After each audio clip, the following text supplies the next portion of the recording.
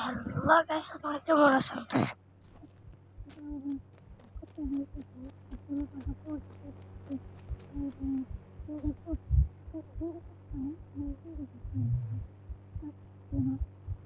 আমি কিন্তু বিশ বিশ বিশ দেখেন শপিং, তারপর 33 জুড়ে দিবেন 33, তারপরে দিবেন হলো আমার প্রথমে ভুলে গেছে, দেখেন 4 দিয়ে দিছিলাম, তারপর 2 দিয়ে দিছিলাম, তার জন্য হয় নাই।